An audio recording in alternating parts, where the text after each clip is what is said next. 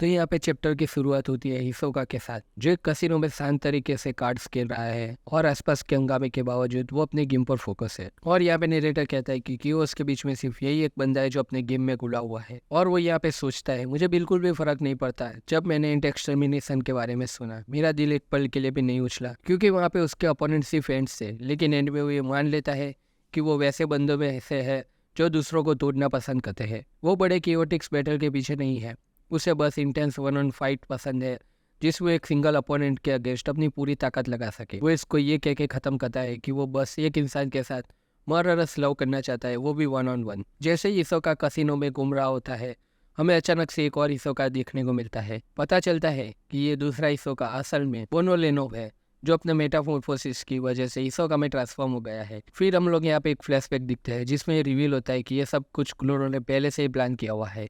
उसने बोनो को कहा था कि वो हिसोका में ट्रांसफॉर्म हो और किसी जगह पे रहे जहाँ माफिया वाले आसपास हो सकते हैं। क्रोलो ने यहाँ पे फिगर आउट किया कि माफिया बैलेंस को मेंटेन करने की कोशिश कर रही है।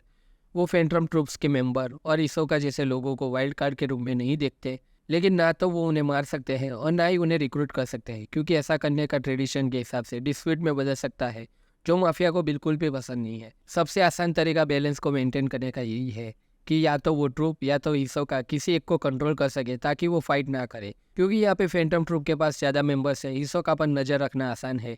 इसी वजह से क्रोनो ने बोनो के कहा कि वो एक डिकॉय बन जाए। जब माफिया बोनो वाले फेक हिसोका पर नज़र रखेगी, तब तक वो असली हिसोका को हंट करना फैंटम ट्रूप मेंबर्स के लिए आसान हो जाएगा।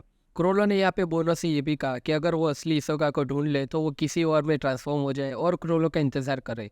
क्रोलो तब तक डिसाइड करेगा कि उसके साथ एंगेज करना है या नहीं। फिर देखते हैं कि बोनो को मेटामॉर्फोसिस कैसे काम करता है।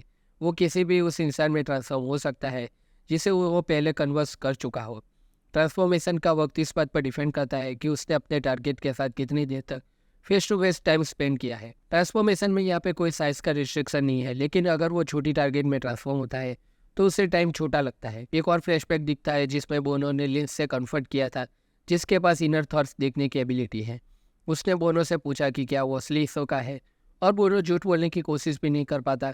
लिंच को पहले ही पता चल गया था कि ये एक फेक हिस्सों है। जब उसकी डिस्गाइस यहाँ पे पकड़ी गई तो बोनो के पास उस थ्रेट को एलिमिनेट करने के अलावा कोई भी ऑप्शन नहीं था। फिर हम उसके अंदर के थॉट्स देखते हैं। वो अपने ऑर्डर्स के अगेंस्ट रहने वाला है और वो यहाँ पे क्रोलो को इन्फॉर्म नहीं करना चाहता, क्योंकि ट्रूप्स के मेंबर्स की मौत के बाद क्रोलो अपने दिमाग में ये सेट कर देता है कि वो हिसोका से खुद निपटेगा और ट्रूप्स ये चीज़ अवॉइड करना चाहता है। इसीलिए बोनो यहाँ पे दूसरे मेंबर्स को इन्फॉर्म करता है बॉस के बजाय। हमें ये भी पता चलता है कि क्रोलो जो ट्रेजर ढूंढ रहा है वो हिसोका को सच में मारने में काम आएगा।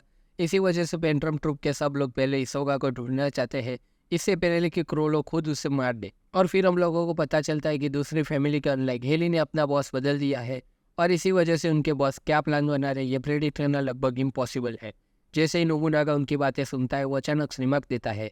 ठीक है, उनके बॉस के मूव का प्रेडिक्ट नहीं कर सकते, लेकिन क्या ये देखना भी मुश्किल है कि वो एक माफिया फैमिली की तरह काम कर रहे हैं या नहीं। और वो लोग यहाँ पे सरप्राइज हो जाते हैं वर्ड्स को सुन के। तो वो क्लैरिफाई करते हैं कि दूसरी माफिया फैमिली के अनलाइक हेली बस वही करती है जो उन्हें ठीक लगता है।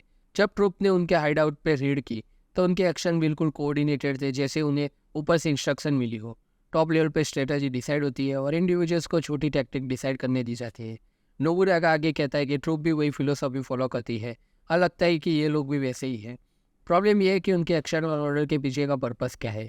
अगर एली फैमिली के बॉस का पर्पस दूसरी माफिया फैमिली को ख़त्म करना है तो दूसरे माफिया मेंबर्स को मारना समझ में आता है, लेकिन वो तो बिना रिलेटेड सिविलियंस को भी मार रही है। यहाँ पे नोबुनागा की बातें सुन के वांग एक्सप्लेन करता है कि उनका नया बॉस एक यंग वुमन है जिसका नाम मोरेना है। यहाँ पे वो रॉयल फैमिली की डिसेंडेंट है, लेकिन उसके पास सक्सेशन का राइट नहीं है। ये एक पुरानी कस्टमर है। कागिन माफिया फैमिली का बॉस एक ऐसा रॉयल बॉस है जो थ्रोन का हकदार ना हो। इसी वजह से वो दूसरी फैमिलीज के लिए अननोन है, लेकिन अब तक उनको इतना नहीं पता कि उनके गोल्स क्या है। फिर नोबुनागा सजेस्ट करता है कि हो सकता है मोरेना का असली गोल सब कुछ खत्म करना हो। वो कहता है कि उसका गोल इस शिप पर सब पैसेंजर को मारना हो सकता है, इंक्लूडिंग द रॉयल फैमिली या कि काकिन एम्पायर को पूरी की पूरी तरह से डिस्ट्रॉय करना। एक लॉन्ग एनवायरनमेंट में जैसे ये पैसेंजर शिप उस गोल को अचीव करने का एक लाइफ टाइम मौका है और हो सकता है कि मल्टीपल पर्पस हो इसके पीछे। फिर नोबुनागा सजेस्ट करता है कि सब कुछ डिस्ट्रॉय करने की पावर हासिल करने के लिए वो लोग नैन पावर्स को हासिल कर रहे हैं। फिंक्स और फिंक भी यहाँ पे एग्री करते हैं और कहते हैं कि ऐसे लिमिटेशंस इम्पोज करने की नैन हासिल करने से कुछ और भी अजीब पावर मिल सकते हैं हमें यहाँ पे। फिर वो यहाँ पे प्रॉमिस करता है कि दूसरी माफिया फैमिली हेली फैमिली को ख़त्म करने में ट्रूप की मदद करेगी। वो एक्सप्लेन करता है कि माफिया बैलेंस को बहुत वैल्यू देती है और वो अपने आप को काकिन और डार्क साइड से सपोर्ट करने में प्राउड फील करते हैं। उनके लिए डिस्प्यूट्स यहाँ पे सिर्फ एक लास्ट रिसोर्ट है और वो सिविलियंस को अपने पेट्रोल्स की तरह ट्रीट करते हैं, उन्हें कभी भी टारगेट्स नहीं बनाते। हेली फैमिली के एक्शन के एक्सपोज होने के बाद वो अब माफिया फैमिली नहीं मानी जा सकती और उन्हें जितनी जल्दी हो सके एलिमिनेट करना पड़ेगा। फिर वो यहाँ पे उठ के एक डार्क हॉलवे का डोर ओपन करता है जो हेली फैमिली का हेड आउट की तरफ जा रहा होता है। और जैसे ही वो लोग वहाँ से डिपार्ट करते हैं हम लोग उसके थॉट्स को देखते हैं और वो बोलता है कि Morena you better watch out. लगता है कि ये लोग तुम्हें एक्सपेक्टेड टाइम से ज़्यादा जल्दी ढूंढ लेंगे, हो सकता है कि तुम्हें अपना जोकर कार्ड पहले ही प्ले कर देना पड़े। अगला सीन यहाँ पे शिफ्ट होता है और इस बार हम एक ब्यूटीफुल औरत को देखते हैं जो अपने सबऑर्डिनेट्स के साथ बात कर रही है और वो और कोई नहीं यहाँ पे मोरेना ही है। और वो डॉगमैन से पूछते हैं कि क्या वो हाकेनबर्ग के फ्यूनरल के दौरान जो परफेक्ट अपॉर्चुनिटी मिली है उसका कुछ यूज़ कर सकता है। डॉगमैन जो कि अब लेवल 62 पे है ये जवाब देता है कि हाँ, सबकी मदद की वजह से मैंने बहुत सारे लेवल्स गेन किए हैं। अब मैं किसी भी पर्सन की नैन एबिलिटी 5 मीटर से रेडियस में स्नीप आउट कर सकता हूँ और 2 मीटर के अंदर हो तो ये भी बता सकता हूँ कि उन्होंने नैन अपने आप सीखा है या नहीं। अगर मैं उनके सर के पास हूँ तो 100% उन्हें आइडेंटिफाई कर सकता हूँ। मैं उन्हें ज़रूर ढूंढ निकालूंगा। और यहाँ पे मोरेना रिवील करती है कि वो किसी को ढूंढ रही है। डॉगमैन अपने टारगेट को ढूंढने और मिशन कॉम्प्लीट करने के लिए सोडम के साथ निकलता है जिसका किडनैपिंग एबिलिटी तब तक काम करता है जब तक उसका टारगेट उसके बारे में कुछ न जाने। लेकिन गेलाटो स्केप्टिकल है और वो कहता है कि उनका टारगेट उनके गोल्स के बारे में सुनकर शायद उनके साथ ज्वाइन करने के लिए रेडी ना हो। अगला सीन यहाँ पे शिफ्ट होता है और हमें 3 लोग दिखते हैं जो लेवल 50 पर है और उनके आसपास काफ़ी सारी लाशें बिखरी हुई है और वो लोग कह रहे हैं कि अब उनके पास माफिया हंटिंग्स के लिए इनफ पावर है और वो तीनों लोग वारा में श्राउडेड है। लेकिन ये ज़रूर नहीं पता हमें कि वो सिंपली वारा एक्सक्लूड कर रहे हैं या फिर ये कोई नैन एबिलिटी एक्टिवेशन की टेक्निक है।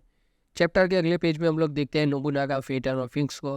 वो लोग हेली के हाइड आउट की तरफ आगे बढ़ते हुए देखते हैं। जैसे ही वो दरवाज़ा खोलते हैं वो लोग यहाँ पे कहते हैं कि यहाँ पे सब कुछ थोड़ा सा अनप्लेजेंट होने वाला है और आखिरी पैनल में नोबुनागा फिंक्स से सरप्राइज एक्सप्रेशन सिखाए जाते हैं। जब एडिटर का कमेंट चैप्टर को कंक्लूड करता है कि नोबुनागा और बाकी लोग यहाँ पे क्या देख रहे हैं, the turbulent succession war continuous. तो दोस्तों यही था पूरा चैप्टर। अगर ये वीडियो आपको अभी तक अच्छा लगा हो तो वीडियो को लाइक कर देना, चैनल को सब्सक्राइब कर देना। हम ऐसे ही आपके लिए नए नए वीडियो लेते आएंगे। नया वीडियो आए तब तक के लिए गुड बाय।